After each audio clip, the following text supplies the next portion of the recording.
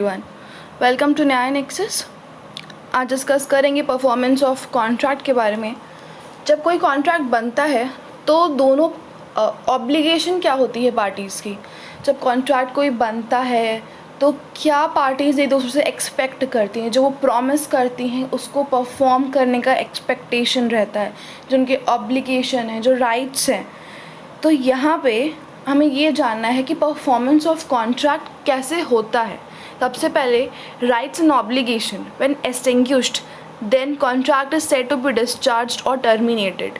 जब rights and obligation extinguished हो जाते हैं, से स्टेबल सेटल्ड हो जाते हैं कि भाई जब हमारे बीच कॉन्ट्रैक्ट बना, कंसिडरेशन आया, आप ये परफॉर्म करोगे, मैं वो परफॉर्म करूँगा, ये हमारा पार्ट ऑफ कंसिडरेशन हो गया। तो अब क्या होगा, कॉन्ट्रैक्ट को डिस्चार्ज करने का टाइम आ गया है। अब कॉन्ट्रैक्ट कैसे कैसे डिस्चार्ज होता है ये देखेंगे। और कॉन्ट्रैक्ट का जो डिस्चार्ज या टर्मिनेट होता है उसका एक पार्ट हो जाएगा परफॉर्मेंस ऑफ कॉन्ट्रैक्ट। तो हम लोग देखेंगे राइट्स एंड ऑब्लिगेशन जब एक्सटिंग्विश हो जाते हैं, जब स्टेबल हो जाते हैं, what the party have to be performed, तब आता है परफॉर्मेंस ऑफ कॉन्ट्रैक्ट के बारे की बात। तो देखते हैं कि राइट्स एंड ऑब्लिगेशन कैसे हम डिस्चार्ज कर सकते हैं।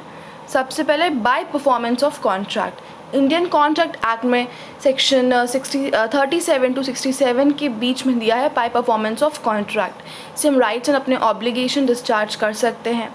सेकेंड है by breach of the contract, it includes the anticipatory breach under section 39। फिर आता है बाय ऑपरेशन ऑफ लॉ, फिर by agreement and by novation. Agreement and novation क्या होता है? नोवेशन कुछ ऐसे होता है कि जैसे कोई बात हुई, कोई कुछ पुराने अग्रीमेंट पे डिस्प्यूट हो गया तो उस पर अब नया अग्रीमेंट बना और उसको हम लोग नहीं देखेंगे। अब हम लोग देखेंगे कौन सा नए अग्रीमेंट को, जिसको हम कहते हैं नोवेशन। सो अगर आप सिंपल टर्म में देखें तो novation is agreement between the parties and the parties resign और रिप्लेस। जो पुराना अग्रीमेंट होता है वो रिप्लेस हो जाता है by the new agreement. So here the party not have to perform the older agreement. तो ओल्डर अग्रीमेंट अब परफॉर्म नहीं करना है। अब किस पे ऑब्लिगेशन डिस्चार्ज करने की बात आ गई? नए अग्रीमेंट पे। तो बाय अग्रीमेंट एंड नोवेशन 67 के बीच by impossibility of performance, doctrine of frustration according to section 56। Doctrine of frustration जो है ये लेटर वीडियोस में हमने डिस्कस किया है, तो इसका मैं नीचे डिस्क्रिप्शन बॉक्स पे लिंक डाल दूँगी। और अगर उस पर कुछ स्पेसिफिक ग्राउंड्स और आगे डॉक्ट्रिन ऑफ फ्रस्ट्रेशन में मुझे समझ में आएगा तो और उस पर वीडियो बन जाएगा, पर जो अर्लियर लिंक है I will make it appear in the description box. अब बात करते हैं, स्टार्ट करते हैं। हम लोग लेके चलेंगे बेयर एक्ट प्लस नोट्स। तो अभी आते हैं बेयर एक्ट पे। तो सबसे पहले ये हो गई कि obligation of parties to contract क्या होता है। According to section 37 the parties to a contract must either perform और offer to perform their respective promise. जो पार्टीज़ उसको कॉन्ट्रैक्ट में होती हैं, अब एक एक वर्ड बताते हैं। मस्ट ईदर परफॉर्म करेंगी या ऑफ़र टू परफॉर्म करेंगे देयर रिस्पेक्टिव प्रॉमिस, या फिर वो ऑफ़र टू परफॉर्म करेंगे कि हाँ like I am doing this, I suppose to do this, I am making the promise and I am doing this.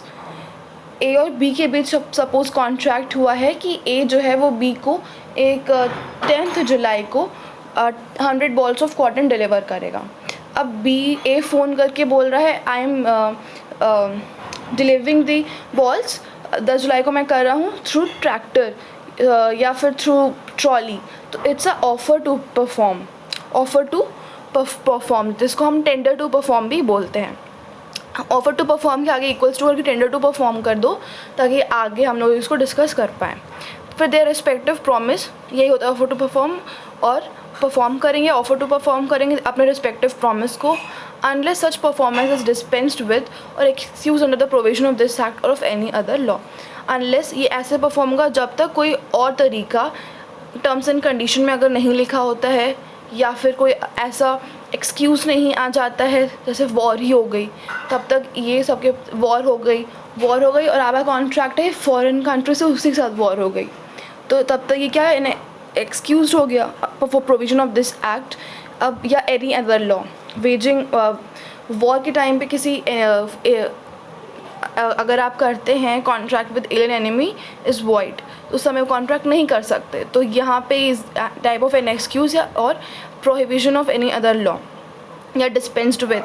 तो दिस इज़ व्हाट। फिर promises bind the representative of the promisor in case of the death of such promisor before performance unless a contrary intention appear from the contract. Unless a contrary intention means उसके terms और condition में कुछ और लिखा हो, terms and condition कुछ और specify कर रहा हो, इसको unless contrary intention appears from the contract. अब प्रोमिसेस जो होता है बाइंड करता है रिप्रेजेंटेटिव ऑफ द प्रोमिसर को इन केस ऑफ डेथ। दो ए और बी के बीच अगर कॉन्ट्रैक्ट हुआ है, अगर उसमें ए की डेथ हो जाती है, ए और बी के बीच कॉन्ट्रैक्ट हुआ है कि ए ही बी को उसका मैन्युफैक्चरिंग प्रोडक्ट्स देगा फैक्ट्री में। अब इसमें क्या होता है, ए की अगर डेथ हो जाती है तो उसकी डेथ के बाद कौन बाइंड होगा उसको प्रॉमिस को फुलफ़िल करने में, उसका लीगल रिप्रेजेंटेटिव बाइंड हो जाएगा। तो ये होता है, ऐसा नहीं कह सकते कि अगर ए मर गया या कोई मर गया तो वो डिस्चार्ज हो जाएगा, ऐसा डिस्चार्ज नहीं होगा क्योंकि उनके बीच प्रॉमिस हुआ है तो उसका लीगल रिप्रेजेंटेटिव उसको परफॉर्म करेगा। अब 37 को हम पढ़ेंगे विथ 40 सेक्शन 40 से लिंक करके। By whom contract must be performed. A person by whom promise is to be performed. It appears from the nature of the case that was the intention of the parties to any contract that any promise contained in it should be performed by the promiser himself. Such promise must be performed by the promiser. In other case, the promiser or his representative may employ a competent person to perform it. अब जब by whom contract must be performed, अब दो लोगों के बीच contract हुआ है तो कौन उसको परफॉर्म करेगा? By if it appears from the nature of the case. हम देखेंगे कि कॉन्ट्रैक्ट किस नेचर का है। That was the intention of the parties to any contract that any promise contain in it should be perform by the promisor himself. कहीं कुछ contract का nature ऐसा तो नहीं है कि वो केवल जो प्रॉमिसर है वही परफॉर्म कर सकता है। That was written here promiser himself. अब such promise must perform by the promiser only, तो वो प्रॉमिस केवल प्रॉमिसर परफॉर्म करेगा। अगर या फिर कोई अदर केस आ गया जिसमें प्रॉमिसर किसी और को एम्प्लॉय कर सकता है वो प्रॉमिस परफॉर्म करने के लिए, तो वहाँ पे किसी और को कर सकता है तो कर देगा। सपोज़ करते हैं कि हम उसको और इसको लिंक कर रहे हैं सेक्शन 37 और 40 को। तो जैसे फॉर एग्ज़ाम्पल ए, इसे यहाँ पे लिखा है A promises to paint a picture for B, A must perform this promise. अब यहाँ पे क्योंकि ए प्रॉमिस करता है to paint a picture for B, तो यहाँ पे क्या है, जब भी बात होगी कि कॉन्ट्रैक्ट अगर दो लोगों के बीच हुआ है किसी स्किल को लेके, ठीक है, पर्सनल स्किल को लेके या personal confidence, it includes the personal skill को लेके like painting, dancing, singing, marriage या राइटिंग बुक, तो it must perform by the promisor himself and nobody else. तो इसको केवल प्रॉमिसर को ही परफॉर्म करना होगा। जैसे A promises to paint a picture for B. अब ए प्रॉमिस करने के बाद कुछ उसका तबीयत ख़राब हो जाता है और ए मर जाता है। अब यहाँ पे ए का रिप्रेजेंटेटिव वो पिक्चर पेंट नहीं कर सकता। क्यों नहीं कर सकता? क्योंकि it includes a personal skill. Personal skill, painting क्या एक पर्सनल स्किल है जो ए को ही करना था। तो यहाँ पे क्या हो जाएगा, जब ये इम्पॉसिबल हो गया तब कॉन्ट्रैक्ट क्या हो जाएगा, वॉइड हो जाएगा। तो यहाँ पे जब पर्सनल स्किल की बात आ जाती है तो फिर क्या होता है, तो अगर उस इंसान को परफॉर्म करना पड़ता है।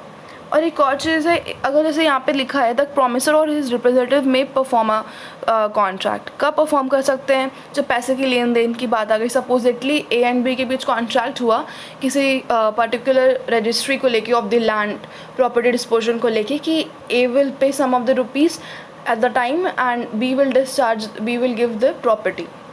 यही बोल के ए मर गया, तो यहाँ पे ए के मर जाने के बाद उसका लीगल रिप्रेजेंटेटिव जो होता है उसको ये प्रॉमिस को फुलफ़िल करना पड़ता है। ठीक, if contract does not involve the personal skill the promisor और his representative may employ a competent person to perform the same. Let's take this illustration. A promises to pay B a sum of money. A may perform this promise either by personally paying the money to B or by causing it to be paid by B by another person. In this case, अगर क्या होता है, ये performance के बीच में A की मृत्यु हो जाती है, A मर जाता है before the time of appointment of that payment, तो यहाँ पे कौन करेगा उसका पेमेंट? उसका रिप्रेजेंटेटिव उसको परफॉर्म करना पड़ेगा दिस प्रॉमिस, या फिर उसका रिप्रेजेंटेटिव करे या फिर किसी और को एम्प्लॉय करे ये प्रॉमिस परफॉर्म करने के लिए। अब आ जाते हैं, अब ये सेक्शन 41 भी देख लेते हैं। Effect of accepting performance from third person. जब प्रॉमिसी एक्सेप्ट कर देता है performance of the promise from the third person, he can not afterward enforce it against the promiser. For example लेते हैं, A B C है, B और C के बीच कॉन्ट्रैक्ट हुआ कि B C को कुछ अमाउंट दे रहा है, मानो 50,000 दे रहा है। अब B उसको वापस लौटा देगा। अब यहाँ पे B और C के बीच कॉन्ट्रैक्ट क्या हुआ, अभी कुछ B को ज़रूरत पड़ी तो C ने उसको सम अमाउंट ऑफ 50,000 रुपीज़ दे दिया फॉर दी हेल्प। एक कॉन्ट्रैक्ट में है ये। पर अब यहाँ पे जो A है, A जो है उसका श्योरिटी है, A will be surety here. A बोला कि उसको दे दो B को, C तुम B को ये पैसा दे दो, mister C give this money to B, और आपको B दे ही देगा, नहीं देगा तो मैं हूँ ना। अब प्रॉमिसी बोला ठीक है मैं दे रहा हूँ, और अगर वो नहीं देता तो आप मुझे दोगे ही। अब यहाँ पे क्या होता है, अब यहाँ पे जो C है उसने एक्सेप्ट कर लिया ये चीज़, तो एक तरह से कंसिडरेशन C और A के बीच भी हुआ, ठीक। अब अगर B उसको नहीं देता है कुछ टाइम बाद, तो अब जो वो C है वो जाके A से बोल सकता है, तुमने तो मुझे बोला था अब तो मुझे दो। पर अगर C ऐसा ना करके B के पास जाए कि तुम ही मुझे दो, when a promisee accept the performance, C is the promisee, accept कर दिया performance of the promise from the third person जो कि A है, तो he cannot afterward enforce it against the promiser।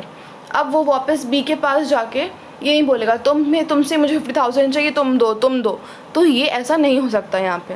This is what effect of accepting performance from third person. पर ये जो है ये law it is in our Indian law, Indian contract act 1872 में है, और it is not under the English law, it is not acceptable under the English law, it is acceptable only under the Indian law. अब आते हैं वापस 38 में, effect of refusal to accept offer of performance. अब effect of refusal, अब जब कोई refuse कर सकता है ऑफर ऑफ परफॉर्मेंस तब क्या होता है, when a promiser has made an offer of performance to the promisee and the offer has not been accepted, the promiser is not responsible for non-performance। जब promiser जो है एक ऑफर ऑफ परफॉर्मेंस, जो tender of performance बोल रहे हैं हम लोग, प्रॉमिसी से कर रहा है, और जो प्रॉमिसी है वो नई ऑफर एक्सेप्ट ही नहीं किया, तो अब आगे जो कुछ भी होता है उसके लिए प्रॉमिसर इज़ नॉट बाउंड और not responsible for loss his rights under the contract. अब जब अगर प्रॉमिसी को अगर कुछ लॉस होता है तब इसके लिए प्रॉमिसर बाउंड नहीं है, क्योंकि प्रॉमिसर ने ऑफ़र ऑफ परफॉर्मेंस किया, उसने ऑफ़र किया कि मैं 100 balls of for example 100 balls of cotton through trolley में आपको भेजूँगा इस टाइम पे 10 जुलाई को, आप वहाँ पे रहना। पर यहाँ पे उस समय तो बोला हाँ ठीक है मैं रहूँगा, मिस्टर बी बोले ठीक है आई विल बी देयर, पर जब एक का ट्रॉली गई वहाँ पे तो वो थे ही नहीं, तो अब वो वापस आ गए, वो ट्रॉली लेके 100 बॉल्स ऑफ कॉटन की ट्रॉली ए लेके वापस आ गए। तो यहाँ पे offer of performance from the side of A, mister A हुआ, पर बी वहाँ पे उसको एक्सेप्ट एक तरीके से नहीं किया इम्प्लाइडली। तो यहाँ पे अगर if there is any loss from the side of B, तो ए रिस्पॉन्सिबल वहाँ नहीं होता है। अब जो ऑफर ऑफ परफॉर्मेंस है, it must be fulfil following 3 condition. कौन कौन सी 3 कंडीशन है? It must be unconditional. Offer of performance अगर वो कर रहा है, क्योंकि कॉन्ट्रैक्ट पहले बन चुका है, अब जब वो ऑफ़र दे रहा है तो वहाँ पे कोई कंडीशन नहीं होनी चाहिए, इट मस्ट बी अनकंडीशनल। अगर वो कंडीशन आ जाएगी तब हम इस सेक्शन 38 के उसमें नहीं लाएंगे। फॉर एन एग्ज़ाम्पल, अगर हम in cash payment of cheque की बात करें, ए और बी की हम बात हुई थी कि ए जो है वो बी को पैसा देगा ये कॉटन वाली बात हुई ना, इसी पे लेके चलते हैं। बी जो है वो ए को ट्रॉली जैसी पहुंचेगी, पेमेंट बाय कैश देगा। अब यहाँ पे क्या वो कर रहा है, suppose taking another example, A और बी के बीच कॉन्ट्रैक्ट हुआ that A will pay some amount of rupees to B by payment of cash. अब यहाँ पे उसने बोला ऑफर ऑफ परफॉर्मेंस में क्या हो रहा है, हम लोग इसको लेंगे चलेंगे। ए बोला कि मैं आपको पेमेंट कर रहा हूँ बाय चेक। अब तो इट इज़ कंडीशन, उसमें क्या था कॉन्ट्रैक्ट के टर्म्स में कि ऐसा ऐसा करेगा। अब यहाँ पे उसने ऑफ़र तो क्या परफॉर्मेंस के लिए बोला कि मैं आज ही आपको पेमेंट करूँगा बाय कैश, नहीं करूँगा बाय चेक करूँगा, तो पर यहाँ पे कंडीशन लग गई। तो जो ऑफ़र ऑफ परफॉर्मेंस होगी इट मस्ट बी अनकंडीशनल। अब क्यों यहाँ पे अनकंडीशनल है, क्योंकि पेमेंट ऑफ चेक कर रहा है, पता नहीं उसके अकाउंट में बैलेंस हो ना हो, इनकैशमेंट ऑल्सो, तो इसीलिए it must be unconditional. Offer performance अगर आप कर रहे हो तो वहाँ पे कोई कंडीशन नहीं जुड़नी चाहिए। Second is it must be at proper time and place under such circumstances that the person to whom it is made may have reasonable opportunity of ascertaining that the person by whom it is made is able and willing there, and then to do the whole of what he is bound by his promise to do. जब promise बात हुई है, पहला unconditional होना चाहिए। दूसरा एक proper place और टाइम पे भेजना चाहिए कि अगर मैं आपको बोला हूँ कि dispose the item in my factory, तो आप वहाँ पे उसको मेरे होम पे डिलीवर नहीं करोगे। और तो ये टाइम एंड प्लेस का हो गया। और रीज़नेबल अपॉर्चुनिटी होनी चाहिए प्रॉमिसी के पास कि वो देखे कि हाँ कैसे कैसे कॉटन बॉल्स आए हैं, सेफली आप आए हैं कि नहीं, कवर्ड हैं कि नहीं, ठीक है, ये सब है from the side of the promisee right है उसके पास। और फिर उसके पास जब पहुँचे तो वो अपना प्रॉमिस परफॉर्म कर पाए, मतलब साइन कर पाए कि हाँ मेरे पास आ चुका है, रिसिप्ट साइन करके दे पाए या फिर उसको पेमेंट दे पाए। Third is if the offer is an offer to deliver anything to the promisee, the promisee must have reasonable opportunity of seeing the thing offered is a thing which the promiser is bound by his promise to deliver. और if the offer वैसे होना चाहिए जो offer to performance है कि ऐसा आप delivery कर रहे हो कि जो प्रॉमिसी है वो उसके पास राइट है, रीजनेबल अपॉर्चुनिटी होनी चाहिए कि वो देखे कि it's that kind of cotton which I wanted, मैं वही क्वालिटी वही चीज़ मांग रहा था और वही आया है, उसको छू के देख पाए, this is what. An offer to one of the several joint promisee has the same legal consequence as an offer to all of them. जब ए बी और सी, सपोजिटली ए बी और सी हैं, हमने तीनों और डी है, तो ए बी सी ने, ए बी एंड सी ने कॉन्ट्रैक्ट किया डी के साथ, तो ए बी और सी तीनों क्या हो, जॉइंट प्रॉमिसर हैं। Several joint promisee has the same legal consequence as an offer to all of them.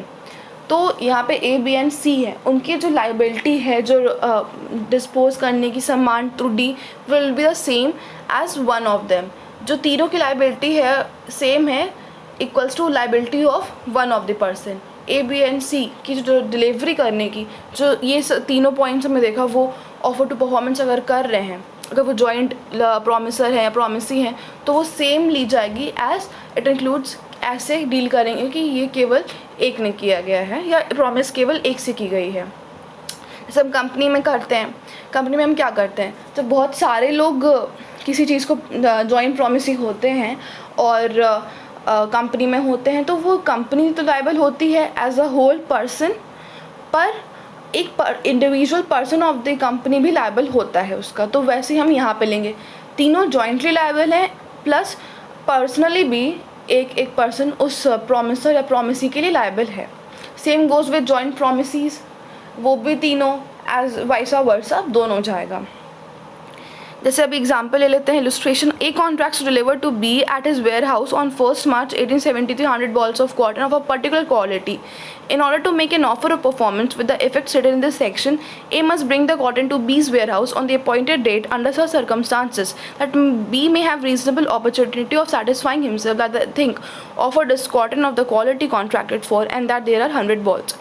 तो यहाँ पे eight the time particular time set है कि 1 March 1873 को इतने बजे आपको डिलीवरी देनी है, और A must bring the cotton to B warehouse पे, कॉटन वेयर हाउस पे लाएगा, ना कि उसे घर पे ले आएगा।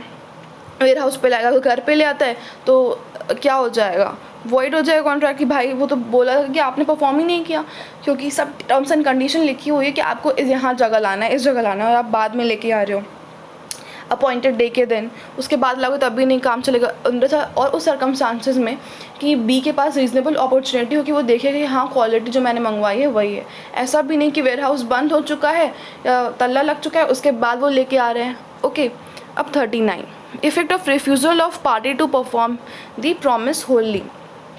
When a party to a contract has refused to perform or disabled himself from performing his promise in its entirety, the promise must be put an end to the contract unless he has signified by words or conduct his acquiescence in its continuance. अब effect of refusal of party to perform wholly, इसमें simple ये क्या है कि ए और B के बीच contract हुआ है। सपोजेटली एक इसको हम ऐसे ले लेते हैं कि सिंगर वाला जो इलस्ट्रेशन इसमें दिया, क्योंकि इलस्ट्रेशंस क्या होता है कि जो एग्ज़ाम्स वगैरह में इलस्ट्रेशन आपको दे दिया जाएगा, अब वहीं पे आपको सेक्शन लॉ सब लगाने होंगे, तो इलस्ट्रेशन बे एक्ट्स का बहुत ध्यान में रख के पढ़ना चाहिए। तो ए और बी के बीच कॉन्ट्रैक्ट हुआ, A is the singer, B का थिएटर है, ए आके हर सैटरडे नाइट गाना गाता है। पर एक दिन ऐसा क्या हुआ, ए की तबीयत बहुत ख़राब हो गई और वो नहीं आया और वो 100 रुपये मिलते हैं। तो 6 नाइट जब वो, जैसे यहाँ पे दिया है 6 नाइट जब वो आया, A wilfully absence from herself from theatre, तो बी एक पास लिबर्टी, जो थिएटर है उसके पास लिबर्टी है कि वो कॉन्ट्रैक्ट ख़त्म कर दे। या फिर पहली बात हो गई। दूसरी चीज़, अगर वो 5th नाइट पे आया, 5th नाइट तक कंटिन्यू आया, 6th नाइट पे नहीं आया और जब 7th सैटरडे नाइट पे वो आया विलफुली एब्सेंट हो गया, और जब 7th नाइट पे वो गाना गाने आया तो बी ने उस signified his acquisition in the continuance of the contract. जब बी आया तो उसने बोला कि सोचा कि चलो ठीक है, वो नहीं आया तो क्या हुआ, अब ये कंटिन्यू करेगा कॉन्ट्रैक्ट उस दिन का। अब जब वो कंटिन्यू करने को हो चुकी है बात, तो अब क्या होगा, B can not reject it from the his words but it is entitled for the compensation for the damage टूडेड by him through as failure. B जो है वो अब आगे जाके कभी ये नहीं बोलेगा कि तुम उस सैटरडे नाइट नहीं आए थे तो तुम्हें आप कॉन्ट्रैक्ट ख़त्म कर देंगे, तो वो आगे जाके नहीं बोल सकता। हाँ, बी ये कर सकता है कि जो ए को लॉस हुआ, जो बी ये कर सकता है कि ए के फेलियर की वजह से जो उसको लॉस हुआ है उसके लिए वो कंपनसेशन मांग ले, कि बहुत सारे लोग हो सकता है उसको देखने आ रहे हो, तो उसकी वजह से जो लॉस हुआ है, आके चले गए हों या गाड़ी वाली दिए हों, तो इसके लिए we will ask for the compensation कि मैं उस दिन का पैसा, उस दिन सैटरडे नाइट का पैसा मैं नहीं दूंगा क्योंकि मुझे सफ़र लॉस हुआ है। 41 हुआ। In next video we will discuss the joint performance by the joint promiser. That's it friends. So hit the like button, subscribe to our channel. अगर कोई भी comment हो आपके तो please mention in the comment box. If you have any query please mention in the comment box. So thank you everyone, all the best.